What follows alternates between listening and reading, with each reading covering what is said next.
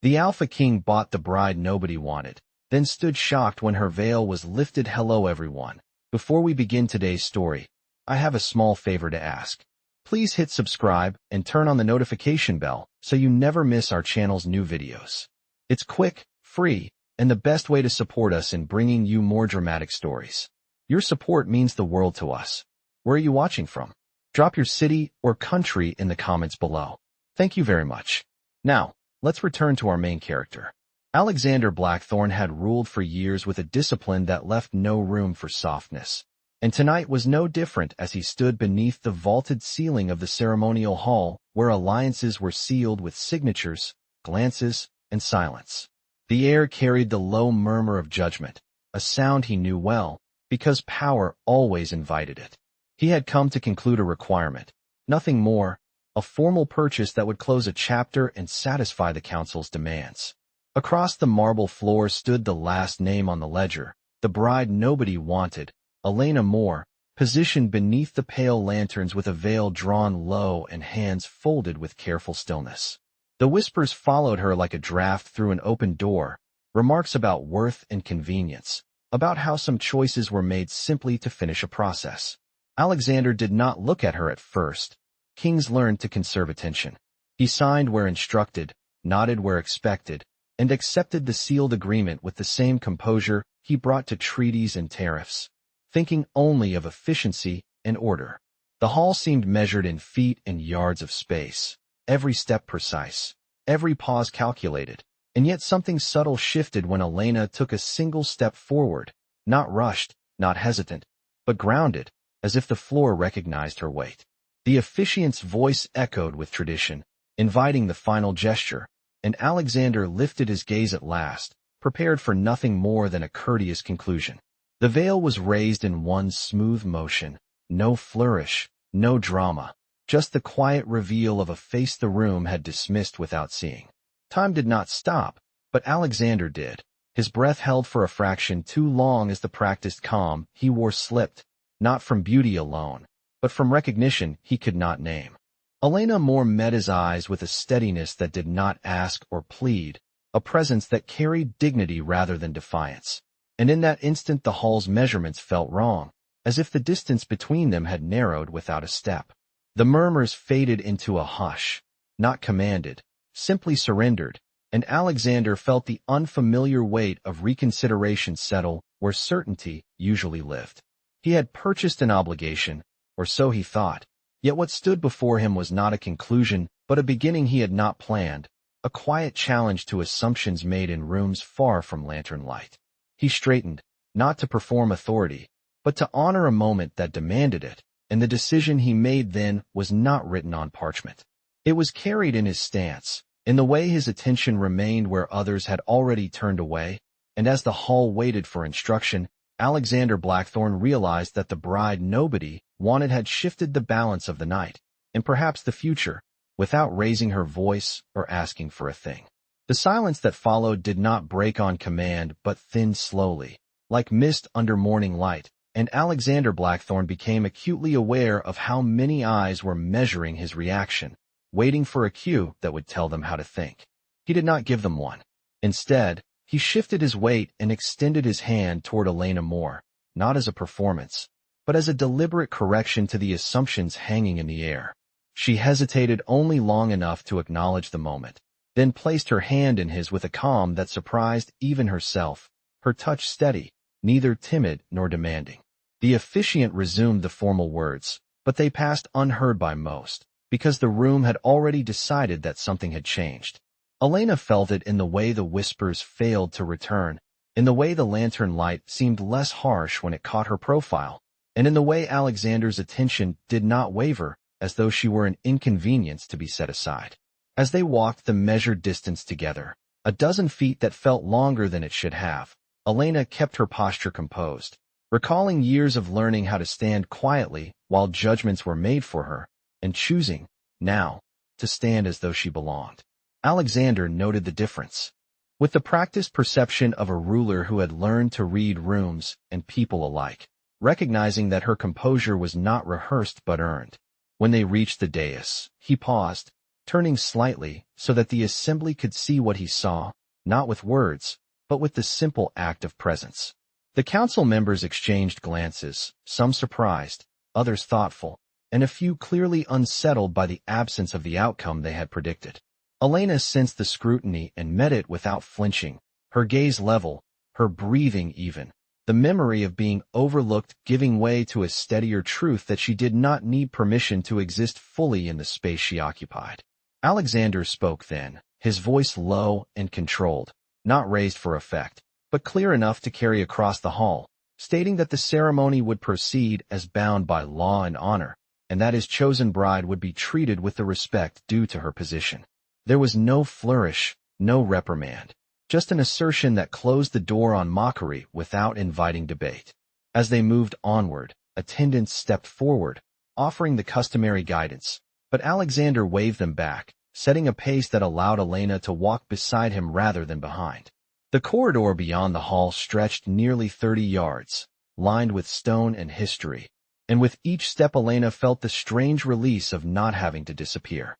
Alexander, for his part, felt the unfamiliar weight of curiosity that was not strategic, a desire to understand how the narrative he had accepted without question had been so incomplete. When they reached the threshold that marked the end of public view, he slowed and glanced at her, not searching for confirmation, but offering it, a subtle acknowledgement that whatever expectations had been placed upon her were no longer binding. Elena met his look and inclined her head, a small gesture that carried neither submission nor defiance, only mutual recognition. Beyond them, the hall resumed its murmurs, but they no longer mattered in the same way, because the story the room had written was already being rewritten, not with spectacle, but with intention, and both Alexander Blackthorne and Elena more felt the quiet certainty that what had begun as an obligation had shifted into something neither of them could dismiss as ordinary. The passage beyond the hall opened into a quieter wing, where the stone floors softened under woven runners and the air carried the faint scent of cedar, and Elena more noticed how the absence of an audience changed the sound of her own steps, making them feel more real.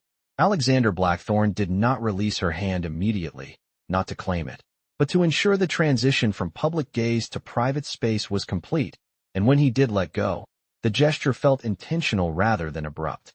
Attendants waited at a respectful distance, uncertain of their roles, and Alexander dismissed them with a brief instruction to prepare the customary arrangements while he and Elena took a moment to orient themselves. The door closed behind them, muting the world to a hush that was not awkward so much as careful, as if both were measuring how to proceed without reverting to old assumptions. Elena folded her hands and stood straight, aware of the habit and gently setting it aside, choosing instead to rest her weight evenly and breathe. Alexander studied her with the calm focus he usually reserved for negotiations, noticing details he had missed before, the steadiness of her gaze, the patience in her posture, the quiet confidence that did not ask to be recognized yet endured when it was. He spoke first, not with command, but with clarity, acknowledging that the evening had unfolded differently than expected, and that he intended to honor the agreement with fairness and respect. Elena listened without interrupting, then responded with a measured tone that surprised him again, stating that she understood the nature of the arrangement and had no illusions about the expectations placed upon her, but that she would meet them with dignity. The exchange did not resolve everything, yet it established a ground rule that neither would be diminished by the convenience that had brought them together. As they moved deeper into the wing, passing windows that looked out over a courtyard measured in yards rather than inches, Elena felt a subtle shift in herself, a loosening of the vigilance she had carried for years, replaced by a cautious resolve to be present. Alexander felt it too, the unfamiliar relief of not having to perform certainty, of allowing a moment to be what it was without forcing it into strategy.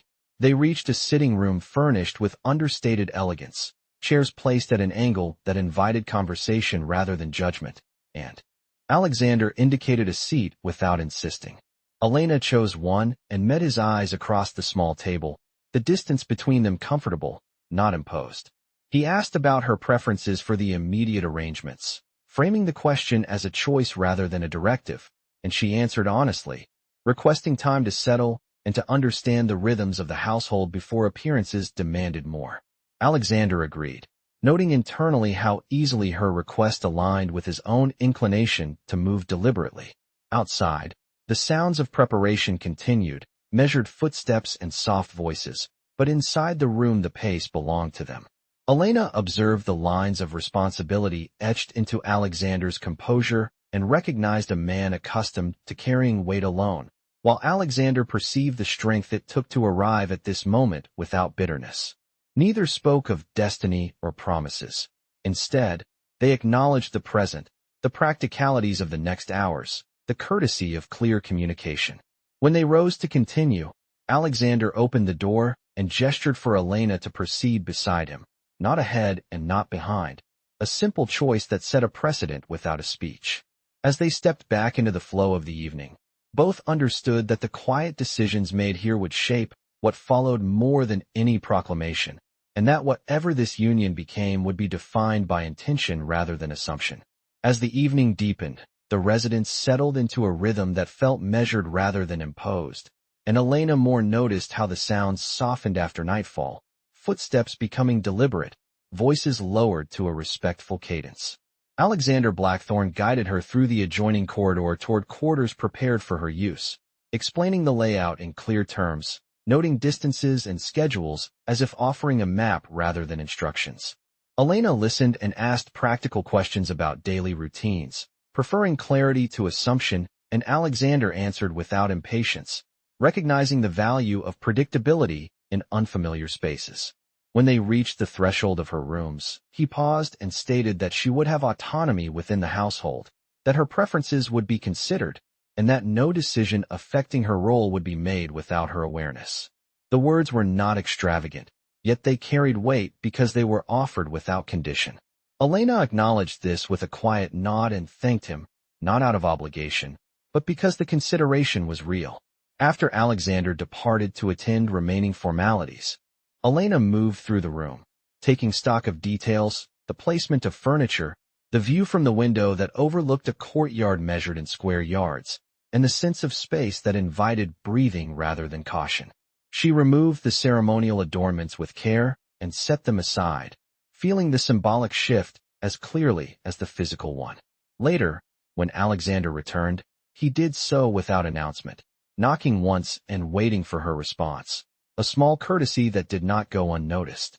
He asked if she required anything further for the night, and she requested only time, a simple allowance that he granted readily. They spoke briefly about the next morning, about introductions that would follow and expectations that would be clarified, framing the future in manageable steps rather than sweeping declarations.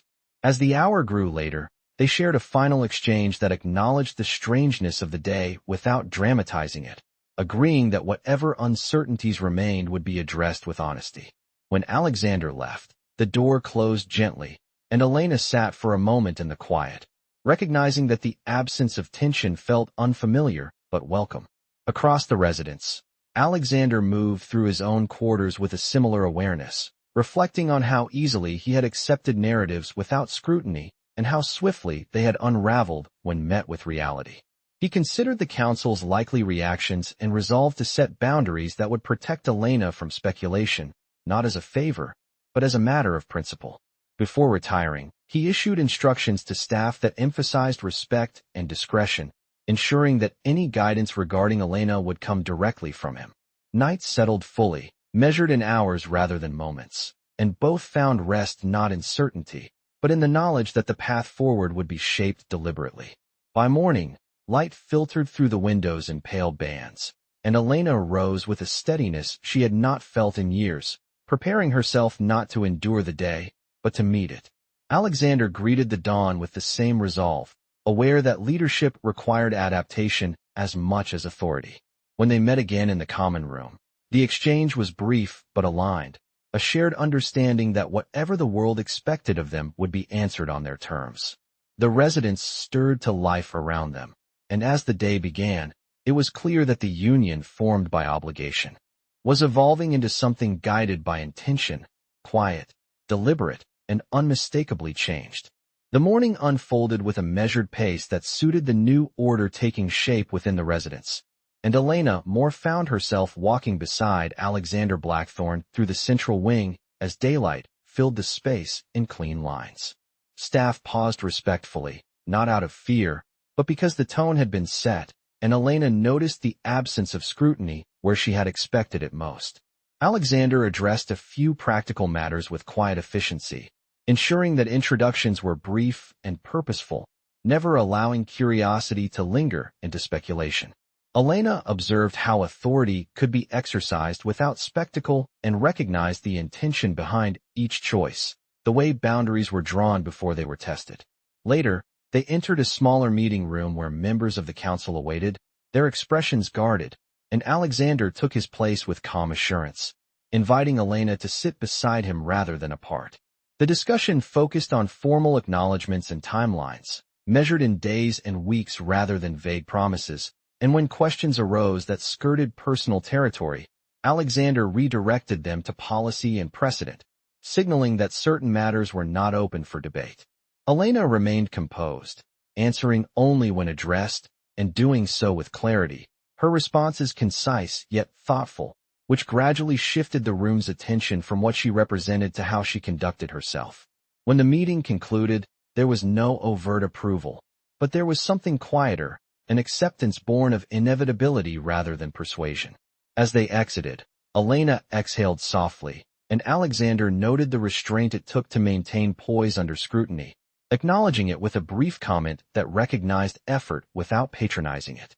The remainder of the day was devoted to orientation, walking through the residence grounds measured in acres rather than feet, discussing schedules, and establishing points of contact, all framed as collaborative rather than directive. Elena asked about responsibilities and was met with openness, Alexander outlining expectations while leaving room for her input, emphasizing that adaptation would be mutual. As afternoon light warmed the stone paths, Elena shared fragments of her background when invited, not to justify herself, but to provide context, and Alexander listened without interruption, absorbing details that challenged assumptions he had never questioned. By evening, the residence felt less like a stage and more like a place of living purpose, and Elena recognized the subtle shift from being accommodated to being included. They shared a meal in a quiet dining room. Conversation kept light and practical, discussing preferences and routines rather than symbolism, and the absence of performance allowed both to settle into a rhythm that felt sustainable. When they parted for the night, there was an ease to the exchange, a shared understanding that progress did not require haste. Alone in her room, Elena reflected on how the day had not demanded endurance but presence, and she allowed herself a moment of cautious optimism. Elsewhere, Alexander reviewed correspondence with a critical eye, preparing to address external perceptions before they could solidify, and resolved to continue setting the tone through consistency rather than proclamation. As the residence dimmed and night reclaimed the corridors, both recognized that the most significant changes were unfolding not in public announcements, but in the steady accumulation of trust built through deliberate choices. The path ahead remained uncertain, but it was no longer defined by dismissal or convenience, and that difference, subtle yet profound, marked the beginning of a partnership grounded in intention rather than obligation. The days following the council meeting were marked by a quiet routine that settled comfortably between them, and Elena more found herself beginning to understand the rhythms of the residence, the way time moved differently here, with more space between tasks, more moments to consider. She and Alexander Blackthorne shared brief exchanges in passing, conversations that were never rushed but always intentional, and with each one, Elena felt a deeper understanding forming between them, not of grand gestures, but of small, thoughtful actions. She learned more about his preferences, his practices, and the weight of responsibility he carried with such quiet precision. Alexander, in turn, saw more of Elena's resilience, the way she held herself, the way she never asked for more than was necessary, yet quietly commanded respect by the simplicity of her presence. One evening, after a day filled with meetings and discussions, they found themselves alone in the gardens, walking along a path lined with flowering hedges that created a sense of seclusion despite the openness around them.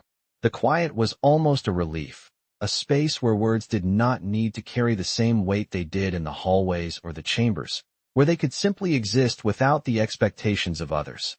Alexander spoke of his childhood briefly, not with any particular longing, but with a calm acceptance of the way his life had shaped him. Elena listened without interruption, her presence as steady as the breeze that ruffled the leaves above them. She shared little in return, only that her own life had taught her the value of silence, the power in withholding judgment, and the importance of observing before reacting. The conversation drifted from the personal to the practical, touching on matters of the estate and the household, with Elena offering suggestions on how to streamline certain tasks, her perspective informed by years of managing her own responsibilities. Alexander acknowledged her ideas with a nod, surprised by the clarity of her thoughts, the way she connected things that others might overlook. As the evening deepened and the shadows lengthened, they returned to the main hall, and Elena's thoughts settled on the simplicity of the conversation, the way it had not felt forced or transactional, but rather like the beginning of something more comfortable. In the days that followed, their interactions became more frequent, still measured but no longer distant. Elena began to take more responsibility within the household, managing certain aspects of the daily operations and offering her input on the future of the residence, all the while maintaining the quiet dignity she had carried with her. Alexander began to rely on her opinions more, not just for practical matters, but for insight into the subtle dynamics of the people around them. He found himself valuing her perspective, her ability to see things with clarity that he often missed in the rush of his duties. One evening, after a long day of navigating the intricacies of court politics, Alexander entered the drawing room to find Elena alone, reading by the fire. The soft glow of the flames highlighted the calm in her expression, and for a moment, he stood in the doorway, observing her without interruption. When she looked up, their eyes met with a quiet understanding, as though they both recognized that the partnership they had begun was not just a matter of necessity, but of genuine respect. He crossed the room and took a seat across from her, not needing to fill the silence with words, just allowing the company to settle comfortably between them.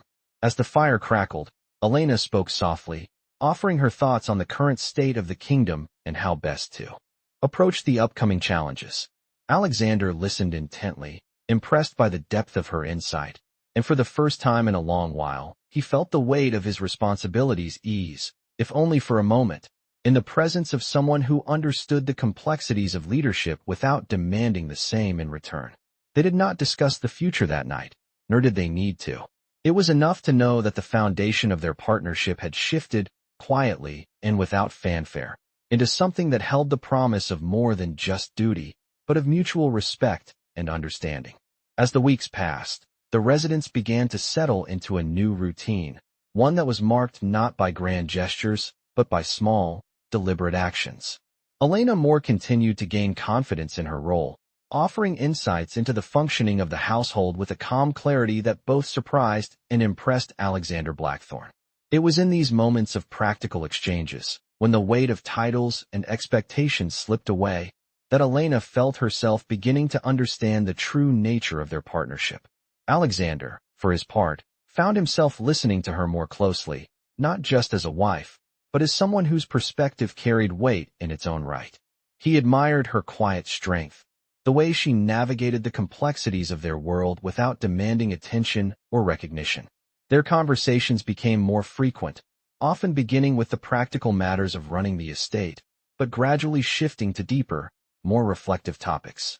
One evening, as they sat together in the study, the air heavy with the scent of parchment and ink, Alexander found himself sharing something he had not thought to reveal.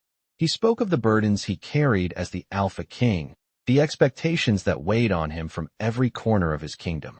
Elena listened without interruption, her gaze steady and understanding, and when he finished, she offered her thoughts in return. "You are not alone in this," she said softly, her voice carrying a quiet assurance. "You never have been."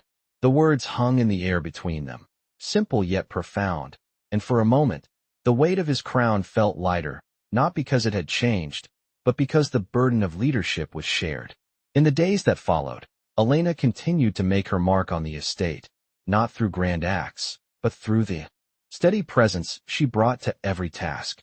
She offered solutions, adjusted strategies, and quietly commanded respect without ever raising her voice. Her influence grew, not in the loud spaces where power was often claimed, but in the quiet moments where decisions were made with thoughtfulness and care. Alexander noticed the change in the way others interacted with her, a shift from hesitation to respect, and he found himself quietly proud of how she had integrated into their world. Yet, despite the steady progress they made, there remained an unspoken understanding between them, a recognition that the future was still uncertain, still shaped by choices yet to be made. One evening, as they walked together in the gardens, the fading light of the setting sun casting long shadows on the path, Alexander spoke again, not of politics or duty, but of something more personal. "I never expected any of this," he said, his voice quiet, reflective. Elena turned to face him, her expression unreadable for a moment, before she spoke. "Neither did I," she replied. "But I think that's the point." The words seemed to settle between them, an acknowledgement of the unexpected nature of their bond, and the unspoken understanding that whatever challenges lay ahead, they would face them together. The gardens, once a symbol of distance and formality, now felt like a space of possibility, where new understandings were quietly taking root.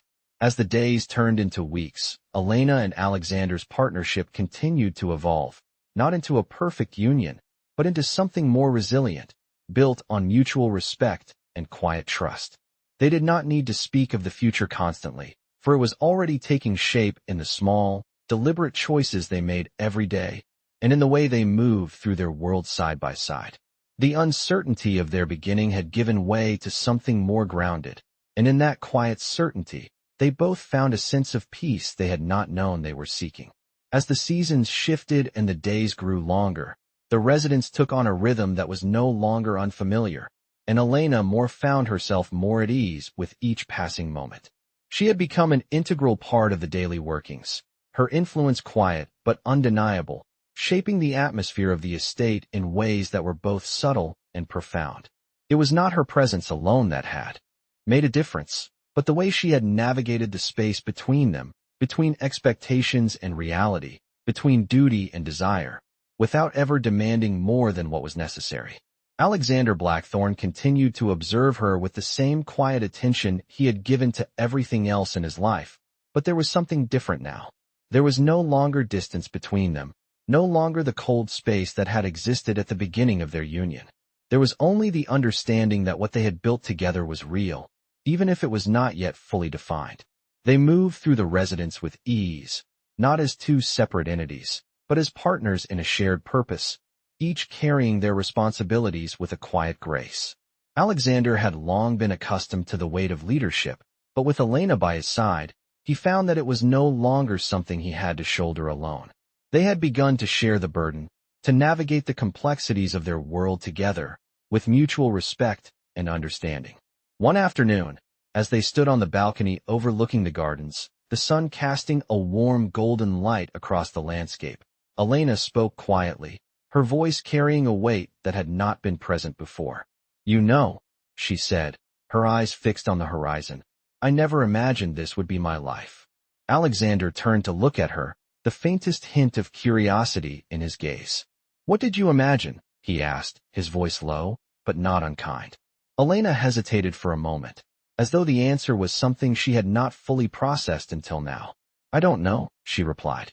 "But I think I always assumed that my future would be something that was decided for me, something I had no control over." Alexander nodded slowly, understanding the unspoken weight of her words. "And now?" he asked. Elena turned to face him, her expression thoughtful. "Now, I think I'm beginning to see that I have more control than I thought," she said. "That maybe I have a choice in how my life unfolds." The words hung in the air between them, and for a moment, neither of them spoke. It was as if the silence held the weight of everything they had both learned in the time they had spent together. Alexander stepped closer to her, the space between them no longer filled with uncertainty, but with something else, something deeper, more grounded. "You do," he said, his voice firm, yet gentle. "We both do." Elena's gaze softened, and for the first time, she allowed herself to fully meet his eyes without the weight of expectation or doubt. It was a moment of understanding, a moment of connection that was not born out of obligation, but out of choice. As the evening drew near, they walked together through the gardens, the quiet of the estate enveloping them as the world outside seemed to fade into the background. It was not the grand gestures that defined their partnership, but the quiet moments of mutual respect, of shared understanding. And in those moments, Elena knew that whatever the future held, they would face it together, with the strength that came not from their titles, but from the bond they had built with their own hands. As the weeks turned into months, the steady rhythm of their life together began to feel less like a series of tasks to be completed and more like a shared journey. Elena Moore, once an outsider in this world of power and politics, had become an integral part of it, not by force or expectation, but by the quiet force of her presence. She had found her place beside Alexander Blackthorne, not as his equal in title, but in understanding, and it was in this understanding that their bond had deepened. Alexander, who had long been a man defined by duty, by the weight of his crown and the expectations of his kingdom, found something in Elena he had not known he was seeking. She did not seek to change him or challenge him, but simply to walk beside him. In her quiet moments of reflection, Elena found herself wondering how this journey had shifted so much of her life.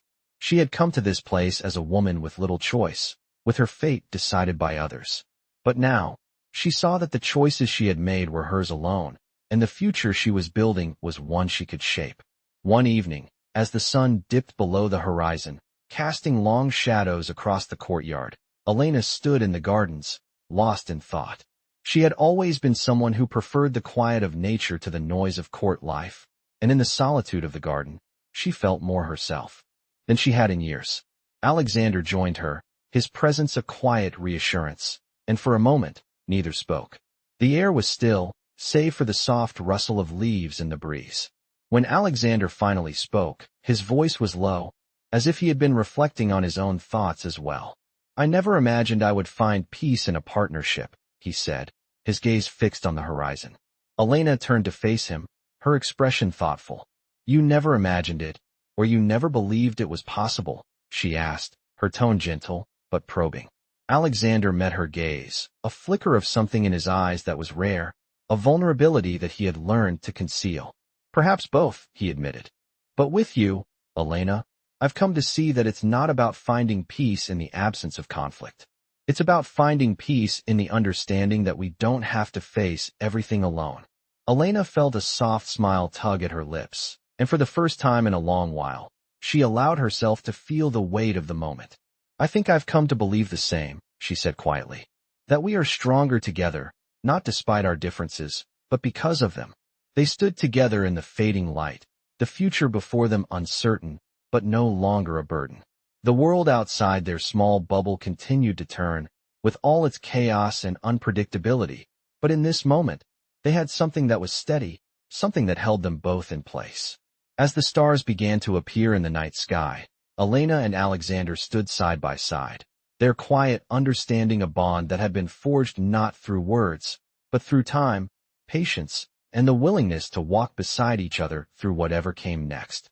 The challenges of their world would still be there, and the weight of leadership would never fully leave them. But they had found something deeper, something that would carry them forward. Together, they were no longer just two individuals navigating the tides of fate. They were a partnership, grounded in trust, respect, and the quiet knowledge that no matter what came next, they would face it together.